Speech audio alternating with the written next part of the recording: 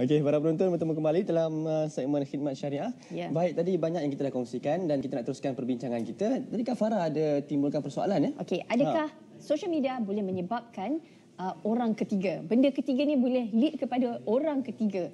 Dan senario ni adakah ia berlaku dan bagaimana kita nak mengatasinya? Okey, kita buka kepada panel, siapa nak menjawab dan siapa nak menyambut dahulu soalan, insya-Allah. Okey, Doktor boleh. Doktor. Silakan. Okey, memang kita pun dengarlah kan dengan ada punya Facebook dan sebagainya, manusia ataupun ramai daripada kita meletakkan semua benda yang dibuatlah. Pergi makan kat mana, anak kat mana, status dan sebagainya, dan memang tidak mustahil cinta lama, awet lama ke apa, ex dulu berjumpa balik dan mungkin dia dah single ataupun dah divorce, ada chance kata. Ada chance. Status complicated. Jadi dan apabila mula berhubung kembali dan mengenang kembali apa cerita lama, kisah-kisah manis, tambah pula hidup dengan sekarang ni tak berapa happy, lagilah menyebabkan semarak baliklah, berputik kembali cinta dan sebagainya. Jadi saya merasakan, mungkin saya orang jenis daripada generasi yang agak tua dan tak ada Facebook. Ada Facebook tapi tak aktif. Saya merasakan kita kena pandai-pandai meletak apa informasi di dalam Facebook itu. Apa gambar yang kita nak tunjuk. Setiap gambar yang kita letakkan tu, apa implikasinya kepada diri kita, keluarga kita dan juga masyarakat umum. Bagi saya tengok Facebook, saya follow semua tu. Tapi saya merasakan setengah benda yang diletakkan tu tak patut. Kerana benda tu private sangat. Kan? Contohnya selalu nampak ada dekat Facebook tapi sepatutnya jangan ada langsung. Sepatutnya kan macam kisah intim kita dengan suami. Cerita-cerita, gambar-gambar macam tu tak patutlah. Ataupun kita pergi ke tempat yang begitu mewah, tunjuk aku kaya, aku makan macam ni. Apakah saya NGO NGO dengan Humanitarian Care Malaysia. Kita pergi ke tempat orang-orang yang agak susah. Jadi kalau orang ini dah tengok apa perasaan dan mereka kadang-kadang membazir makanan, membazir benda-benda, membazir makanan, barang-barang dan sebagainya. Jadi apa rasa orang yang tak ada benda tu? Jadi kita merasakan ada perkara-perkara peribadilah. You punya account, you punya IC, you punya keluarga, semuanya terjejas, terbuka semua kepada orang. Jadi kalau orang yang ada berniat jahat nak kidnap ke apa, dia boleh follow saja keluarga itu dan sebagainya. Senang kerja, tak payah cari kerja banyak, duduk di depan komputer tu, tengok aja orang ni dan buat lokasi apa, di mana, kat mana, besok nak pergi holiday, tinggal siapa. Masya-Allah. Baik, saya nak tanya satu lagi soalan berbalik kepada keluarga, suami dan isteri. Adakah ini juga boleh jatuh dalam kategori la taqrabu zina? Pada hakikatnya Facebook ni memang dia ni kalau kita nampak dengan keadaan sekarang, dia memang memukadimah kepada zina kalau kita katakan. Sebab kadang-kadang kita yang tengok kepada, kita cerita ni pasal keburukannya. Yang kebaikan ni kita fahamlah. Ianya menghubungkan, ianya macam saya, kawan-kawan saya dulu darjah 6 kami dapat berjumpa. Itu ialah kebaikan. Kita dapat jumpa. Saya suka dengan apa yang ada Facebook ni, dapat saya hubung dengan kawan-kawan yang lama. Tetapi ada juga keburukan yang berlaku ni apabila kawan-kawan lama ni mungkin kita kadang-kadang ada old flame. Masa zaman kita muda-muda dulu, mungkin kadang-kadang kawan-kawan ni kita dalam kelas tu boyfriend girlfriend. Dan bila berlakunya sekarang ni, mungkin dah selepas kita bekerja dan sebagainya, dan kita bertemu balik dalam media sosial ni, dia mula berputik balik. Betul. Bila dia berputik ni, kita mulalah nak jumpa. Lepas tu mula how are you dulu, tanya. Okey, lepas dah how are you, mulalah soalan-soalan, lama-lama dia jadi lagi intim. Dan lepas itu kita berjumpa. Kita suami orang, kita isteri orang. Tetapi apabila kita berjumpa begini, ini akan membawa kesan kepada keluarga dan sebagainya. Saya tahu satu kes, ada satu masa dulu saya bekerja di ada satu pejabat.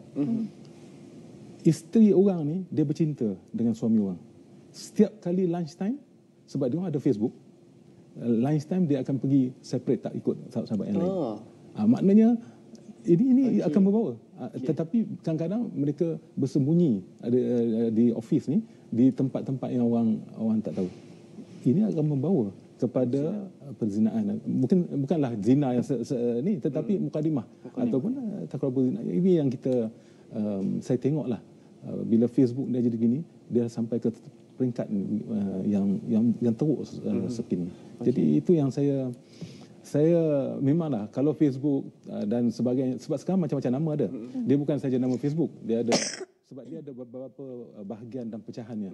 Blog lah, itulah. Tapi semua ini rangkum dalam media sosial yang akhirnya membawa kepada kita dengan keadaan yang saya terangkan tadi. Okey. Baik, Tuan Haji. Ya, kita tahu institusi perkahwinan ini dibina atas dasar kepercayaan suami dan juga isteri. Dan bila mana seorang isteri itu 24 jam duduk dengan gadget, duduk dengan Facebook, dan maka timbullah satu syak wasangka seorang suami ini untuk stalker, untuk dia stalk isteri dia. Facebook dia, message, chat dan sebagainya. Ustaz, kita tahu memang stalker. Tidak. Tapi memang kita tahu. Mungkin ada para penonton kita yang menyatakan suami dan isteri kena ada kepercayaan 100%. Tapi saya mungkin kurang bersetuju. Kenapa perlu 100%? Kenapa kita tidak perlu tidak meletakkan 20% ataupun 30% daripadanya? Berhati-hati. Pandangan Tuan Haji bagaimana? Okey, pandangan saya melihat perkara ni apabila kita meletakkan ada stalker dalam perhubungan suami isteri. Ya. Ianya akan lagi mencetuskan lagi perbalahan antara keduanya. Dan kenapa saya menyatakan sedemikian? Suami isteri ni mesti perkahwinan ni mesti dibina dari asas kepercayaan. Kepercayaannya. Dan kita tidak boleh suami isteri kita kena buat declaration lah. Bila kita berkahwin, kita kan dulu dah ada Facebook Friends dan sebagainya. Kita ada ramai kawan-kawan kita dalam media sosial ni. Jadi apabila kita telah berkahwin, kita kena declare ataupun kita buat isytiharkan suami isteri. Okey, si suami, apa yang you ada kawan-kawan you dalam Facebook? Siapa yang you punya kawan-kawan? Dan isteri pula pun ada dia punya ni. Jadi macam saya pun sendiri pun, saya ada kawan-kawan saya daripada universiti, daripada apa semua. Kita ada laman, macam WhatsApp ni pun sebahagian laman sosial. Jadi kita ada, dan saya maklum kepada isteri saya.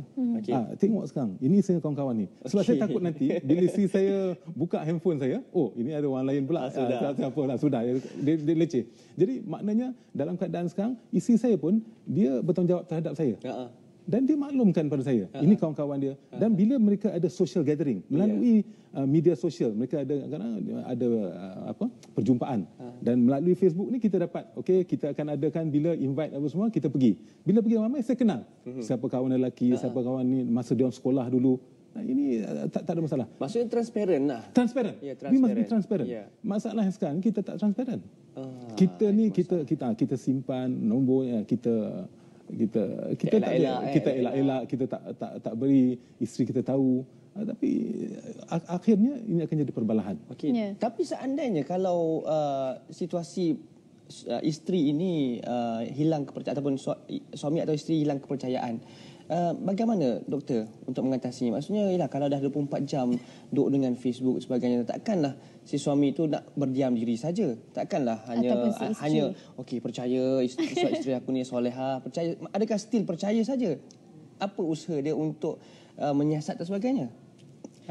Susah tu. Yang tadi senang lagi nak jawabnya, bahawa transparansi dan percaya-mencayai. Katakanlah macam suami pun, kalau katakanlah ada seorang wanita yang hujan basah, nak staff dia lah katakan nak pergi balik ke office, dia ambil, dia cakap if there is nothing to hide, dia akan cerita, tadi ambil Salmah tu bawa pergi office, then is clear and transparent, isn't it? Jadi kalau seorang suami tu, dia boleh bagi je anytime kita nak tengok handphone dia, alhamdulillah, bagus, dia clear. Maknanya we are all transparent. Tapi kalau bila dah start sembunyi-sembunyi tu, bagaimana tu? Jadi tak harmoni dalam keluarga tu. Asyik syak orang sangka. Bila balik lambat, betul ke dia kat office ke benda lain? Jadi perkara itu akan membuatkan satu waste time. Isteri ni banyak kerja benda-benda lain kan. untuk ibadat lah, untuk berkhidmat untuk diri dia, untuk keluarga dan untuk masyarakat. Jadi ini satu tanggungjawab pula nak cek apa isteri suami tu buat, dia buat apa. Nak kena tengok, nak pasang PI, private investigator, saya rasa itu menyebabkan ketidakharmonian dalam keluarga. Jadi lebih baiklah kita berterus terang dengan suami atau isteri kita apa juga aktiviti yang kita buat.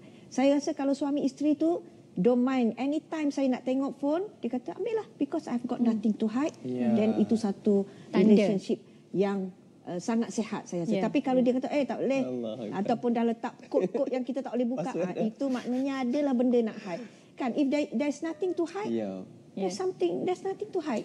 Itu kita sebenarnya. Jadi saya merasakan hubungan suami isteri ini mesti transparent from the beginning. Betul. Dan relationship ni ataupun hubungan ini mesti diperbaharui setiap kali, setiap tahun ke. Tak boleh assume je sebab ramai orang pada kita dah kahwin 10 tahun assume. Okey je.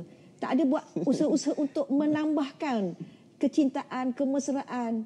Sama je, life goes on because kita rasa okey dah keluarga kita. Tapi tiba-tiba tengok dia ada power, dia ada makwa.